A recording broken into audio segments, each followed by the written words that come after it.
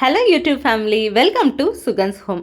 இன்றைக்கி நம்ம வீட்டில் டிஃப்ரெண்ட்டாக சிம்பிளாக சட்டுன்னு பண்ணக்கூடிய 2 சட்னி ரெசிபி தான். அதுவும் ரொம்ப ஈஸி ப்ரிப்பரேஷன் தான். 10 மினிட்ஸில் 2 சட்னியும் பண்ணிடலாம். வெங்காய சட்னி பிடிக்காதவங்க கூட இந்த வெங்காய தாளோடு பண்ணும்போது அந்த வெங்காய டேஸ்ட்டே தெரியாது. ஹெல்த் வைஸும் சரி, டேஸ்ட் வைஸும் சரி, எப்போவுமே இது பெஸ்ட்டாக இருக்கும். ஒரு தடவை ட்ரை பண்ணி பாருங்கள். இந்த சென்டர் காம்பை மட்டும் நம்ம எடுத்துடணும். ஏன்னா இந்த காம்பு வந்து ரொம்ப கசப்பு தன்மையானது. அதுவும் இல்லாமல் இது சாப்பிட்டா வயிறு வலிக்கும். நம்ம சட்னியோட டேஸ்ட்டே மாறக்கூடிய தன்மை இருக்கும் இந்த காம்புனால. அதனால இந்த காம்பை மட்டும் நம்ம ரிமூவ் பண்ணிடணும். வெங்காயத்தில் இது சென்டரில் மட்டும் முளைக்கும். இதை மட்டும் எடுத்து போட்டுட்டா போதும், சட்னி டாப்பாக இருக்கும். இந்த மாதிரி வெங்காய சட்னி எல்லாம் பண்ணும்போது டிஃப்ரெண்ட்டாகவும் இருக்கும். வீட்டில் எப்போவுமே வெங்காய சட்னி ஒரே மாடுலேஷனில் பண்ணால் டிஃப்ரெண்ட்டாக பண்ணி கொடுங்கன்னு கேட்பாங்க. சட்டுன்னு கட் பண்ணியும் முடிச்சிடலாம். நம்ம அரேஞ்ச் பண்ணி வெட்டும் போது அதில் புல்லெல்லாம் எதா இருக்கான்னு நம்ம கண்ணில் தெரிஞ்சிடும். அதுக்காக தான் இப்படி இந்த மெத்தடில் கட் பண்ணுறது. வெங்காயத்தாளோட மேல் பகுதியில் கொஞ்சம் வாடின மாதிரி இருக்கும். அதை மட்டும் நம்ம அரேஞ்ச் பண்ணி மேல் பகுதியை மட்டும் அப்படியே கட் பண்ணிக்கணும்.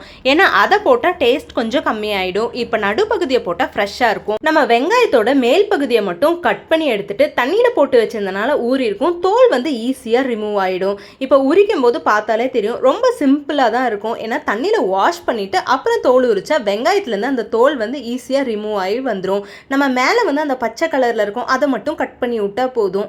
இதே மாதிரியே நம்ம எல்லாத்தையும் கட் பண்ணி எடுத்து வச்சுட்டு ஒரு கடாயில் எண்ணெய் ஊற்றி எல்லா வெங்காயத்தையும் போட்டுடணும். வெங்காயம் நல்லா வதங்கணும்.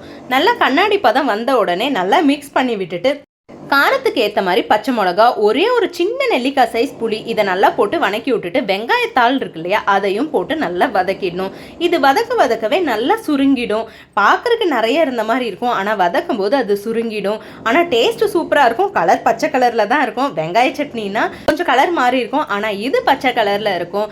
இந்த சட்னி சூடாடுறதுக்குள்ள செகண்ட் சட்னியை ரெடி பண்ணிடலாம். தக்காளியோட மேல் பகுதியை மட்டும் எடுத்துட்டேன். தேவைக்கேற்ப வரமிளகா, காஷ்மீரி மிளகா எடுத்திருக்கேன். பார்க்குறக்கும் கொஞ்சம் கலர்ஃபுல்லாக இருக்கும். பூண்டு, கொத்தமல்லி, உப்பு நமக்கு தேவைக்கு ஏற்ற மாதிரி போட்டுக்கணும். தண்ணியெல்லாம் ஊற்றாமல் நல்லா நைஸாக அரைச்செடுத்து நமக்கு எந்த அளவில் வேணுமோ அந்த அளவில் தண்ணி மட்டும் சேர்த்துக்கணும். இப்போ ஒரு கடாயில் எண்ணெய் ஊற்றி கடுகு, சீரகம், கொஞ்சோண்டு பெருங்காயத்தூள், கருவேப்பிலை எல்லாம் போட்டு நல்லா வதக்கி விட்டுட்டு நம்ம அரைச்ச விழுதையும் அதில் ஊற்றிடணும். நமக்கு சட்னி கொஞ்சம் தண்ணியாக வேணும்னா கொஞ்சம் தண்ணி வேணும்னா சேர்த்திக்கலாம்.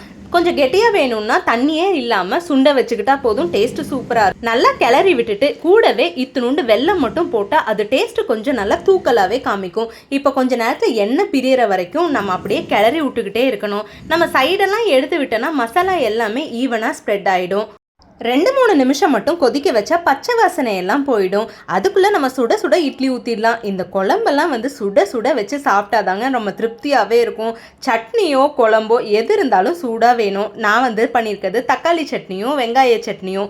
இப்போ வெங்காய சட்னியும் அரைச்சாச்சு. அது தாளிப்பு ரெடி பண்ணுறதுக்காக எண்ணெய் ஊற்றி கடுகு, சீரகம், பெருங்காயம், அவ்வளோதான். கேஸ் ஆஃப் பண்ணிவிட்டு ரொம்ப கருக விடாமல் கொஞ்சோண்டு கருவேப்பிலை போட்டுட்டு நம்ம அரைச்ச வெங்காயத்தாள் சட்னி கூட இதை சேர்த்திக்கணும். வெங்காயத்தாள் சட்னி வந்து நைஸாக அரைச்சிக்கிட்டேன்னா உங்களுக்கு நரன்னு வேணும்னா நம்ம நரன்னு அரைச்சிக்கலாம். இது டேஸ்ட்டாகவும் இருக்கும். அதுவும் நம்ம வந்து இந்த மாதிரி தாளிப்பை கொட்டி சேர்த்தும் போது நல்லாயிருக்கும். இதில் ஒரு டிப் என்னென்னா, மாவு பொங்காமல் இருக்க உப்பு போட்டு நைட்டு கிளறாமல் அப்படியே விட்டுணும். மாவு வந்து அரை பாத்திரம் தான் இருக்கணும். அதுக்கு மேலே உப்பை போட்டு அப்படியே மூடி வச்சா பொங்கி வடியாமல் இருக்கும். நம்ம காலையில் எடுத்து கிளறும் போது ஃப்ரெஷ்ஷாக இருக்கும். இப்போ சுட சுட இட்லியோட வெங்காயத்தாள் சட்னியும் நல்லாவும் இருக்கும், புதுசாக ட்ரை பண்ண மாதிரியும் இருக்கும். எப்போ எது செஞ்சாலும் டிஃப்ரெண்ட்டாக எதாவது செஞ்சு கொடுன்னு கேட்டுட்டு தான் இருப்பாங்க. சின்ன சின்ன ஆல்டர்னேட்டிவ் பண்ணால் அது டேஸ்ட்டாகவும் இருக்கும். வீட்டில் இருக்கிறவங்களும் நல்லா விரும்பி சாப்பிடுவாங்க. அடிக்கடி இந்த மாதிரி டிஃப்ரெண்ட் சட்னியாக பண்ணணும். ஆனால் நமக்கும் வேலை இழுத்துடக்கூடாது.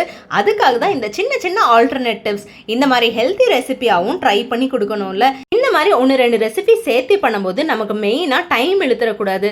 சட்டுன்னு பண்ணணும். 5 மினிட்ஸில் பண்ணுற மாதிரி சின்ன ரெசிபியாக இருந்தால் நமக்கும் வேலை சுலபமாக இருக்கும்.